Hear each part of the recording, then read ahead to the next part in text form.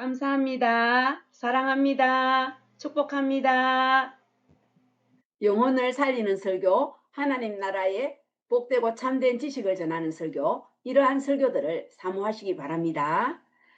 이러한 설교가 세상적 흥미나 관심을 유발하는 설교보다 하나님을 기쁘시게 하므로 참된 복을 바라는 이들에게 더욱 은혜가 될 것입니다. 하나님의 말씀이 우리를 살게 하고 세상을 살게 하는 일이라는 것을 기억하십시오.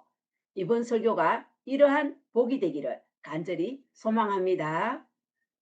지난번 일부 설교에서 하나님이 아브라함에게 많은 후손을 주시고 땅을 주신다고 복을 약속해 주셨는데, 그러자 아브라함이 하나님께 그것을 무엇으로 알게 해 주시겠냐고 묻자 하나님께서는 언약 체결 보증 의식을 행해 주셨어요. 언약을 반드시 보증해 주신다는 그런 의식입니다. 언약 체결 보증 의식을 행하실 때 주신 약속에 대해서 보다 구체적 사항을 알게 하셨는데, 그 사항들을 먼저 읽고 오늘 2부 설교를 이어가도록 하겠습니다. 약속 체결 보증 의식에서 미리 알려주신 내용 중에 먼저 창세기 15장 13절에서 16절 함께 읽겠습니다. 시작. 여호와께서 아브라함에게 이르시되 너는 반드시 알라 네 자손이 이방에서 객이 되어 그들을 섬기겠고 그들은 400년 동안 네 자손을 괴롭히리니 그들이 섬기는 나라를 내가 징벌할지며 그 후에 네 자손이 큰 재물을 이끌고 나오리라. 너는 장수하다가 평안히 조상에게로 돌아가 장사될 것이요 네 자손은 4대 만에 이 땅으로 돌아오리니 이는 아모리 족속의 죄악이 아직 가득 차지 아니함이니라 하시더니. 아멘. 이렇게 후손들이 겪게 될 일을 알려주셨고요.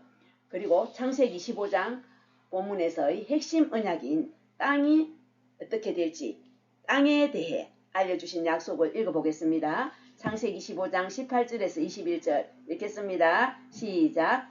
그날에 여호와께서 아브라함과 더불어 언약을 세워 이르시되 내가 이 땅을 애굽 강에서부터 그 큰 강 유브라데까지 네 자손에게 주노니 곧 겐 족속과 그니스 족속과 간몬 족속과 헷 족속과 브리스 족속과 르바 족속과 아모리 족속과 가나안 족속과 기르가스 족속과 여부스 족속의 땅이니라 하셨더라. 아멘.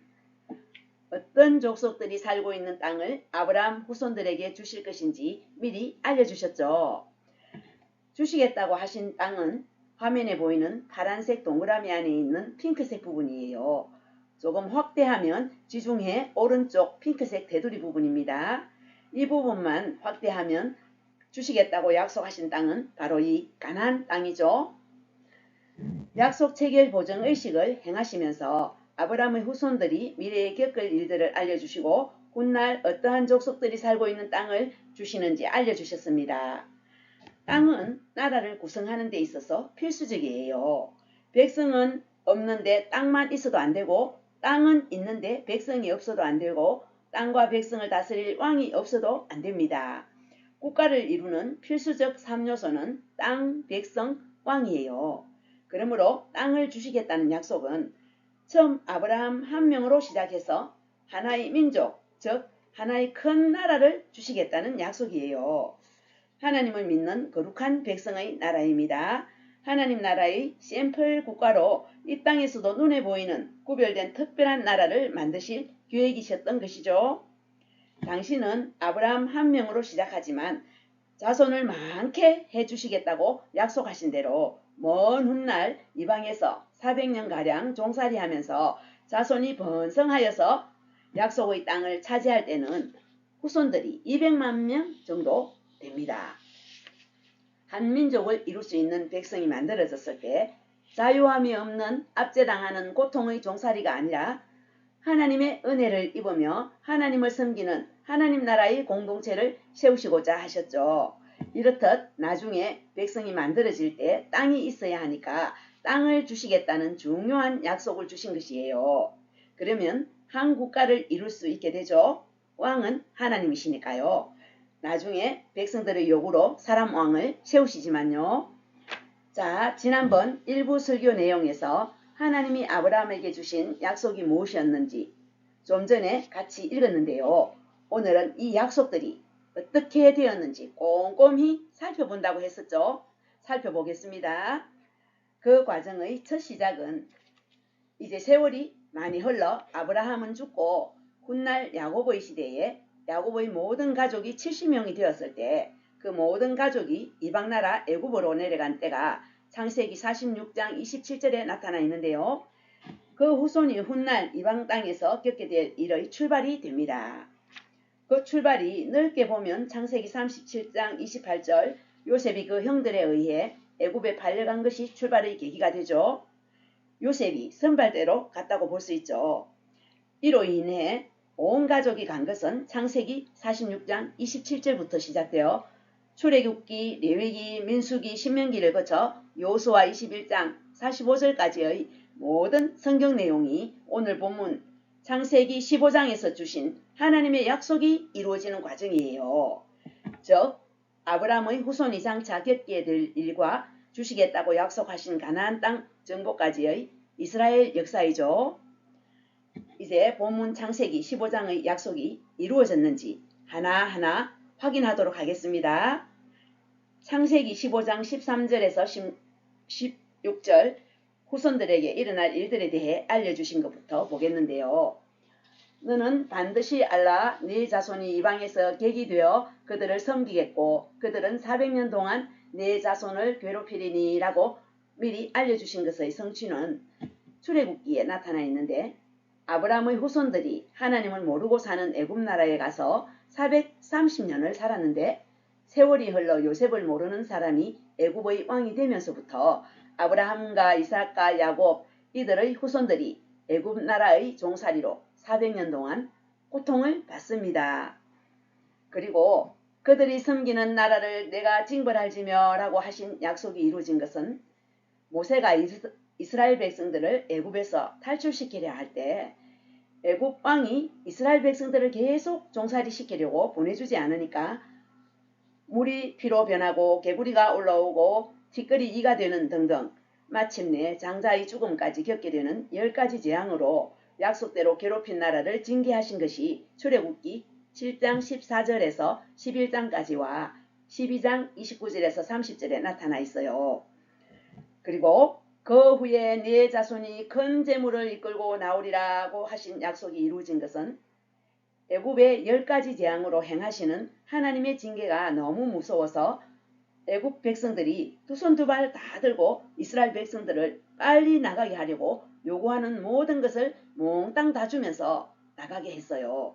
귀고리, 팔찌 등 온갖 좋은 폐물들과 옷가지 등등이죠. 그래서 약속대로 큰 재물을 이끌고 나왔습니다. 이것은 출애굽기 35장에서 36장의 광야에서 성막을 지을 때에도 확인이 돼요. 성막을 지을 때 이스라엘 백성들이 자원하여 가지고 온 것들은 귀걸이, 팔찌 등 온갖 금품 및 청색, 자색, 홍색 실, 세마포, 순양의 가죽, 해달의 가죽, 호마노, 각종 보석, 기름, 향품 등을 자원해서 넘치도록 가져와서 이제 그만 가져오라고 지시한 내용을 보면 알 수 있죠. 그리고 아브라함에게 너는 장수하다가 평안히 조상에게로 돌아가 장사될 것이요 라고 하신 약속은 창세기 25장 7절에서 10절에 나타나 있는데요. 아브라함이 큰 어려움 없이 약속대로 평안히 살다가 175세에 죽어 장사되었습니다.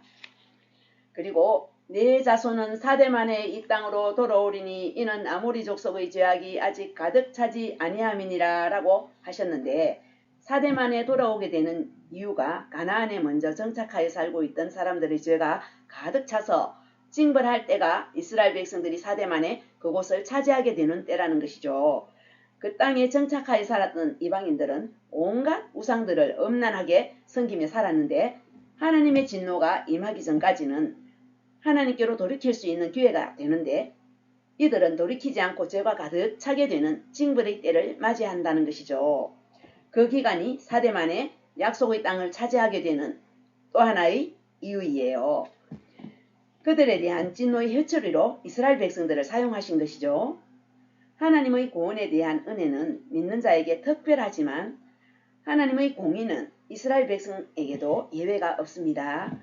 먼 훗날 믿음의 후손들이 서서히 하나님을 떠나고 악한 길로 계속 갔을 때 선지자들을 통해 멸망의 길로 가지 않도록 계속 경고를 보내는데도 믿음의 후손들이 끈질기게 하나님께로 돌이키지 않아서 죄악의 때가 참해 결국 이방 나라인 아수르와 바벨론을 회초리로 사용하셔서 예루살렘은 멸망하고 이스라엘 백성들은 이방 나라에 끌려가 70년간 고통스러운 포로 생활을 하게 되는 큰 징벌을 받은 것처럼 오늘 본문에서는 가나안 땅에 거주하고 있는 이방 백성들의 죄악이 가득 찼던 때에 이스라엘 백성들이 하나님의 진노의 회초리가 되어 그들을 쫓아내었던 것이에요.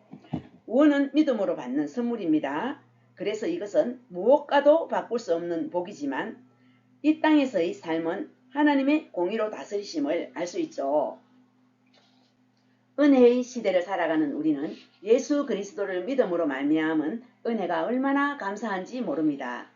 그 은혜에 진정 감사하면서 크신 은혜를 헛되게 하지 않으려면, 그리고 이 땅에서는 하나님의 공의가 있다는 것을 기억한다면 하나님을 기쁘시게 하는 삶이 되기를 힘쓰는 것이 성령이 임한 자의 삶 아닐까요? 또한 이 땅에서도 하나님의 공의와 사랑에 의한 복을 이루며 누리며 살아가는 길 아니겠습니까?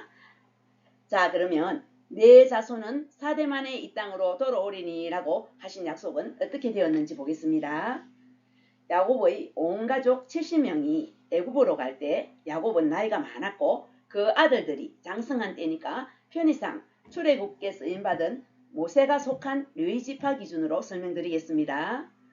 온 가족 70명이 함께 애굽으로 갈 때 야곱과 그의 아들 레위가 애굽에 내려간 이민 1세대가 되고 레위의 아들 고핫이 2세대, 고핫의 아들 아므람이 3세대, 아므람의 아들 모세가 4세대인데요. 이때 모세가 지도자로 세워져 애굽을 탈출하여 가나안 땅에 입성했습니다. 모세는 가나안 입성 직전에 죽었지만 곧 후계자 여호수아의 지도로 모세의 세대에 가나안 땅으로 돌아왔으니 이방에 내려간 지 4대 만에 돌아온 것이죠. 그리고 땅을 주시겠다고 하신 핵심 언약인 본문 창세기 15장 18절에서 21절을 같이 다시 한번 읽고 이루어졌는지 보겠습니다. 창세기 15장 18절에서 21절까지입니다. 시작.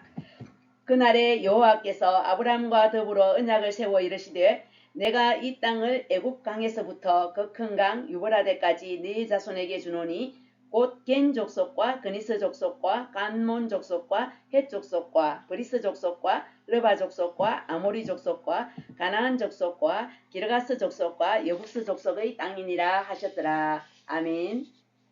이 핵심 언약의 성취 과정은 이스라엘의 애굽 탈출부터 약속하신 가나안 땅 정복까지의 모든 성경 목록들이기 때문에 길지만 결과만 한번 확인하도록 하겠는데요. 여호수아 21장 43절에서 45절 같이 읽겠습니다. 시작. 여호와께서 이스라엘의 조상들에게 맹세하사 주리라 하신 온 땅을 이와 같이 이스라엘에게 다 주셨으므로 그들이 그것을 차지하여 거기에 거주하였으니 여호와께서 그들의 주위에 안식을 주셨으되 그 조상들에게 맹세하신 대로 하셨으므로 그들의 모든 원수들 중에 그들과 맞선 자가 하나도 없었으니 이는 여호와께서 그들의 모든 원수들을 그들의 손에 넘겨주셨음이니라. 여호와께서 이스라엘 족속에게 말씀하신 선한 말씀이 하나도 남음이 없이 다 응하였더라. 아멘. 하나님의 계시와 약속은 모두 이루어졌습니다. 할렐루야. 여러분, 약속을 성취하시는 하나님께 영광의 박수와 신뢰의 박수를 드립시다. 할렐루야. 자, 이제 지난번에 말씀드린 저의 간증을 마무리하겠습니다. 혹시 지난번 설교를 못 들으신 분은 유튜브를 통해 들으시면 내용이 이해될 것입니다. 지난번 간증에서 저에게 큰 절망을 주었던 성경 구절이 있었다고 했습니다. 제가 오류로 여겨 낙심하게 만들었던 성경 부분은 창세기 11장 28절부터 12장 4절까지의 말씀 중에 데라는 70세에 아브람과 나홀과 하란을 낳았더라 이 부분과 데라는 나이가 205세가 되어 하란에서 죽었더라 이 부분과 아브람이 하란을 떠날 때에 75세였더라. 이 세 부분이었어요. 평소에는 성경을 볼 때 굳이 나이를 따지기보다 의미 위주로 읽잖아요. 그래서 무심히 넘어갔었는데 그날따라 이 구절들이 눈에 확 들어오는 거예요. 언뜻 생각해도 데라가 70세에 아브라함을 낳았다고 이해했다면 데라가 205세가 되어 죽고 그 후 아브라함이 75세에 하란을 떠났다는 것에서 나이를 계산해 보면 말이 안 되잖아요. 그리고 성경 앞뒤를 살펴보아도 이해되어지는 구절이 없었어요. 진리의 말씀이 소설도 아닌데 아니 소설도 이렇게 엉터리는 아니겠다라는 생각이 들면서 너무 혼란스러웠습니다. 일이 손에 안 잡혔는데 지체할 시간은 없었기 때문에 설교 준비에 앞서 이 문제를 해결했어야 했어요. 오류로 오해하게 되었던 원인은 창세기 11장 26절에 데라는 70세에 아브람과 나홀과 하란을 낳았더라고 하는 이 부분을 문자 그대로 이해했기 때문이에요. 일반적이면 데라가 70세에 아브람과 나홀과 하란을 낳았더라라고 하면 70세에 아브라함, 나홀, 하란 셋 쌍둥이를 낳았거나 아니면 아브라함부터 적고 있으니 아브라함을 70세에 맨 먼저 낳고 이어서 기록된 순서대로 둘째, 셋째를 낳은 것으로 이해합니다. 기록된 대로 성경 전후의 내용도 일치하면 문제가 없는데 뭔가 앞뒤가 안 맞거나 이해가 안 되어지는 상황이 오면 우리는 성경 전체에서 관련 부분을 살펴야 하고 또 여러 가지 상황들도 살펴야 합니다. 성경은 필요한 것만 적고 있기 때문에 크게 함축되어 있고 또 구속사적 관점과 당시의 문학적, 사회적, 관습적, 시대적 배경들의 특징들도 살펴야 하기 때문에 문자적 해석이 맞는 경우도 많지만 그렇지 않은 경우도 많습니다. 그런데 저는 기록 순서대로 데라가 70세에 아브라함을 낳고 그 다음 나홀, 그 다음 하란 이렇게 생각한 후에 앞뒤의 내용들에 적용하니까 상식적으로 도저히 안 맞으니 오해할 수밖에요. 나아가 숫자이기 때문에 맞는지 안 맞는지 확실히 드러나잖아요. 그런데 확실히 안 맞는 것이 드러났다고 여겼기 때문에 확실한 오류로 여겼죠. 그때 저는 신학서적들도 살폈지만 그 내용에 대한 답을 찾을 수가 없었어요. 요즘이라면 모르겠는데 그때는 AI의 활동도 일반적이지 않았을 때였어요. 물론 AI가 정답을 준다는 말은 아닙니다. 저는 그래서 그 당시 답답해서 인터넷을 뒤졌는데 올려놓은 몇몇 사람들의 글에서도 제가 무심코 성경을 읽을 때 생각한 것처럼 성경의 기록순으로 출생서열을 써놓고 있는 것들이었고 그 나머지도 엉터리로 올려져 있는 것들이었어요. 그래서 성경책을 붙잡고 저는 여러 성경 관련 구절들을 곰곰이 살피고 이로 인해서 또 이모저모 연구하고 확인한 결과 이 말씀들이 오류가 아님을 확실히 알 수 있었습니다. 그리고 많은 사람들이 잘못 알고 있다는 것도 알 수 있었습니다. 제가 이 시간의 간증을 당시의 설교에서도 한 적이 있고 그때 밝힌 결과들을 많은 사람들과 공유하기도 했기 때문에 요즘은 제대로 알고 있는 사람들이 많아졌는지 궁금하기도 하네요. 밝혀진 성경 내용이 더 많이 알려져서 바르게 아는 지식이 퍼져갔으면 좋겠습니다. 그러면 여기서도 당시 제가 깨달은 바를 소개하겠습니다. 창세기 11장 32절과 12장 4절에 데라가 하란에서 205세에 죽은 후 아브라함이 하란을 떠났는데 그때 아브라함의 나이가 75세였습니다. 그리고 창세기 11장 29절 중간에 나홀의 아내의 이름은 밀가니 하란의 딸이요 하란은 밀가의 아버지이며 라고 밝힙니다. 그러므로 나홀과 결혼한 밀가의 아버지인 하란이 아브라함과 나홀의 형입니다. 딸이 자기 동생과 결혼하는 나이인 것 보면 하란은 나이 차이가 많이 나는 형이었음을 알 수 있습니다. 이때는 친족끼리 결혼하는 경우도 있음을 성경을 통해 알 수 있는데 아직 레위기의 율법이 제정되기 전이어서 결혼에 대한 법이 없었습니다. 그리고 하나님의 자녀들은 믿음 중심의 결혼을 했음도 엿볼 수 있죠. 그리고 창세기 24장 15절 중간에 아브라함의 동생 나홀이라고 분명히 밝힘으로써 아브라함과 나홀의 출생서열을 알 수 있어요. 그러므로 재간정 사건의 종합적 결론은 70세에 낳았다고 하는 아들은 하란이고 그 다음에 아브라함과 나홀 순서의 출생임을 알았습니다. 그리고 아버지인 데라가 205세에 죽고 난 후 아브라함이 75세에 하란을 떠났으니 아버지가 죽고 난 후 곧 그 해에 아브라함이 하란을 떠났다면 아버지 데라가 죽은 나이 205세에서 당시 아브라함 나이 75세를 빼면 데라는 130세에 아브라함을 낳았습니다. 아버지가 죽고 몇 년을 머물다가 떠났다면 떠날 때 나이가 아브라함이 75세이니까 머문 연도만큼 아브라함을 낳을 때 데라의 나이는 130세보다 더 많아지죠. 그리고 70세에 낳은 아들은 하란이니까 아브라함을 낳았을 때의 아버지 나이가 130세로 보면 130세에서 하란을 낳을 때의 나이 70세를 빼면 아브라함을 낳았을 때 하란은 이미 나이가 60세였어요. 요즘 추세로 보면 아브라함은 태어날 때 이미 할아버지 뻘 되는 나이의 형이 있었던 것이죠. 그러므로 성경에 근거하여 세 아들의 확실한 출생 서열은 하란, 아브라함, 나홀 순서입니다. 이 사실은 중요한 의미가 있습니다. 60세 이상 터울이 있는 형제 관계이고 그 관계 속에 얽혀있는 관계들도 여러 부분들이 있는데 이들이 적힌 순서가 맨 나중에 있다고 그를 막내로 알고 있으면 안 되죠. 그리고 당시 인터넷에서 이름은 생각이 안 나는데 목사님이시던데 그분이 설명해 놓은 것도 모르는 사람이 보면 그럴듯하게 느껴질 수 있게 하란이 막내라고 올려져 있는 것을 보았습니다. 전국적으로 세계적으로 공유되는 인터넷에 정말 정신 차리고 올바르게 글을 올려야겠다는 생각이 들었습니다. 지금 이 글을 보시면 그 글을 올리신 분 빨리 내렸으면 합니다. 다른 분들도 엉터리 많았습니다. 저는 그때 제대로 올려져 있는 글을 보지 못했어요.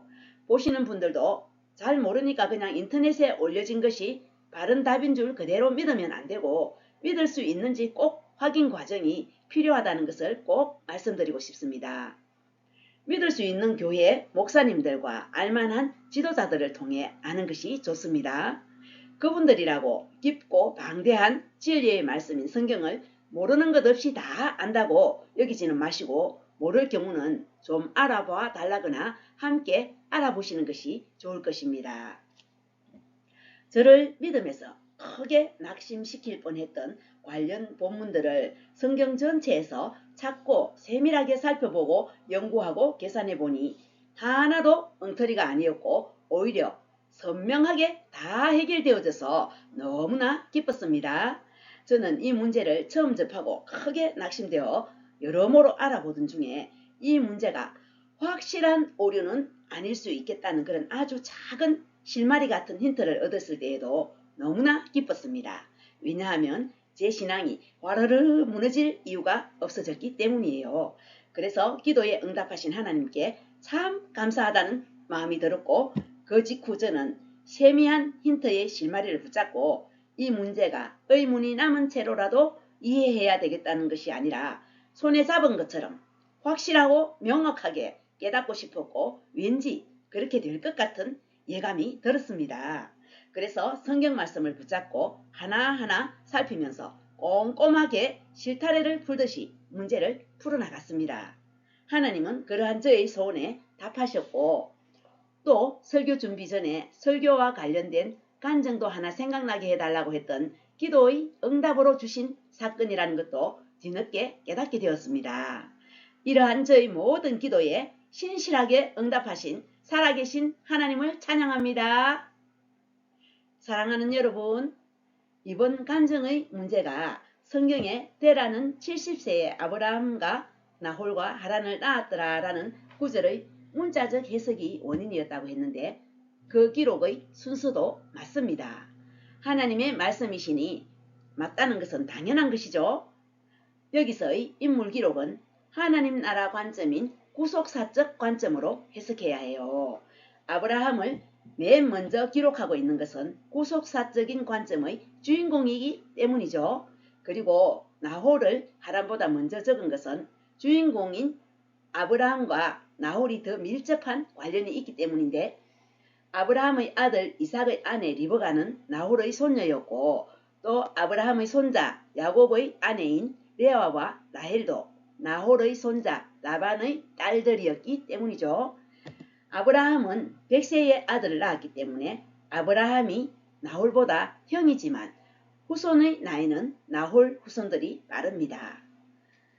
저는 이번 간증에서 하나님의 은혜로 성경을 곰곰이 연구하여 의문에 대한 확실한 답을 찾은 것이 저에게는 뿌듯한 성과였으며, 또 하나의 성과는 하나님의 말씀은 오류가 없고 영원하며 말씀은 하나님이시라고 했는데, 다만 우리가 잘못 이해하거나 혹시 번역이나 복사 등의 오류가 어쩌다 있을지 모르지만 원래의 성경 말씀은 참되고 오류가 없다는 것을 더욱 깊이 새기게 되었고, 어떤 경우에도 신뢰해야 할 진리의 말씀이라는 것을 제대로 인식하게 된 것이 제 경험의 좋은 성과였습니다. 할렐루야!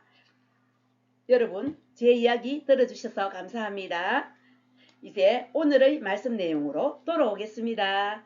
하나님의 약속을 이루어가는 과정의 성경 목록들을 읽을 때 오늘 본문 창세기 15장에서 아브라함에게 미리 주셨던 하나님의 약속을 모르면 왜 꼭 가나안 땅을 차지하게 하실까? 다른 땅을 주시면 되지 않을까? 라든지, 비록 죄악 가운데 살지만 그럭저럭 살아가는 가나안 족속들을 왜 그 땅에서 쫓아내고 진멸하라고 하실까? 라는 의문들을 가질 수 있죠. 어쩌면 하나님을 무섭고 이상한 분으로 오해할 수도 있어요. 그래서 성경에 대해 좀 더 바르게 알고 또 말씀을 삶에 적용하여 응답받으며 살 때 그만큼 제대로 하나님의 말씀을 이해할 수 있습니다. 그러한 맛을 알아갈 때 말씀이 송이꿀같이 달게 느껴지기 시작해요. 그러므로 말씀을 가까이 하여 바르게 깨닫는 것의 중요함은 아무리 강조해도 지나침이 없습니다. 성경 호세아서에서도 여호와를 힘써 알자고 말씀하시고, 잠언 8장 17절에서도 나를 사랑하는 자들이 나의 사랑을 입으며 나를 간절히 찾는 자가 나를 만날 것이니라 라는 말씀 등 수없이 알려주시는 하나님의 말씀을 바르게 알기를 힘쓰고 순종하여 영육 간의 강건함이 있기를 바랍니다. 말씀을 통해 하나님의 약속은 반드시 이루어짐을 알 수 있었습니다. 그리고 가나안 땅에 살고 있던 주민들을 쫓아내게 하신 이유는 그들의 죄악이 완연하여 가득 찼기 때문이었던 것도 알 수 있었습니다. 그러므로 사생아처럼 버려두지 않고 죄가 가득 차기 전에 간섭받아 하나님께로 돌이키는 것이 복입니다. 그리고 완연한 죄악 가운데 살고 있던 그곳 주민들과 거룩히 구별되어야 할 이스라엘 백성들이 섞이면 안 되었던 것입니다. 이방신들을 음란하게 섬기며 살아가는 그들의 악한 풍습을 이스라엘 백성들이 따라가기 쉽다는 것을 하나님이 아시고 죄악에 가득 찼던 그들을 쫓아내게 하셨습니다. 그래서 땅을 차지할 때 그곳에 살고 있는 주민들과 섞이지 않고 거룩하게 구별되어 살도록 하기 위한 교훈은 이스라엘이 가나안 정복을 앞두고 있을 때에도 모세를 통해 레위기, 민수기, 신명기 등에서 계속 가르쳤던 내용들입니다. 하나님의 구별된 거룩한 백성의 나라를 만들기 위해서였죠. 하나님께서는 주신 약속을 다 이루어 주셔서 약속의 땅에 정착하도록 하셨습니다. 그런데 세월이 지나 여호수아와 갈렙 등 믿음의 세대들이 다 죽고 나자 이스라엘 백성들이 하나님을 배반하고 자신의 속인에 옳은 대로 살았던 사사시대가 있었고, 그 후 왕정시대를 맞이하면서는 하나님께 합한 다윗 시대와 솔로몬 시대에는 태평성대도 누렸습니다. 그 후 많은 세월이 흐르면서 믿음의 사람들이 하나님을 떠나고 악의 길로 갈 때 많은 선지자들을 일으켜 경고하는데도 진노의 때가 찰 때까지 하나님께로 돌이키지 않다가 크게 징벌당하여 다 망한 것처럼 보인 그때는 하나님께서 400년 동안 침묵하셨습니다. 이를 암흑기라고 하는데, 하나님의 계획이 무너지고 끝난 것처럼 여겨졌던 암흑의 400년이 흐른 후 사랑과 승리의 하나님은 어두운 이 땅에 친히 사람으로 내려오셨습니다. 빛이신 예수 그리스도의 오심으로 신약시대가 열린 것이죠. 하나님의 계획이 더욱 크고 광대하게 온 세계를 향하고 있음을 나타내 주신 역사를 기억하시기 바랍니다. 하나님의 구원 계획은 인간의 반역으로 무너지는 듯하나 절대 그렇지 않고 반전의 하나님, 전능의 하나님께서 자신의 뜻을 반드시 이루신다는 것을 이번 시리즈의 성경 말씀을 통해 그리고 지금까지의 역사를 통해 알 수 있습니다. 사랑하는 여러분, 이어진 2부 시리즈 설교를 통해 아브라함에게 주셨던 하나님의 약속을 모두 이루어 주셨음을 꼼꼼하게 확인했습니다. 말씀을 맺겠습니다. 오늘 설교 제목이 무엇인지 아시나요? 약속을 이루시는 하나님이었습니다. 여러분, 오늘 설교가 하나님의 약속을 믿을 수 있는 증거가 되셨습니까? 하나님의 약속은 반드시 이루어진다는 것을 믿습니까? 믿음이 없이는 하나님을 기쁘시게 할 수 없다고 히브리서 11장 6절에서 말씀합니다. 그리고 참된 믿음은 행함이 따른다고 야고보서 2장 14절에서 26절에 말씀합니다. 참된 믿음과 행함이 참된 승리의 지름길입니다. 하나님의 말씀은 약속입니다. 그 약속은 하나님께서 반드시 이루십니다. 하나님의 약속대로 세상은 흘러가고 있으며 하나님의 나라는 승리하며 영원합니다.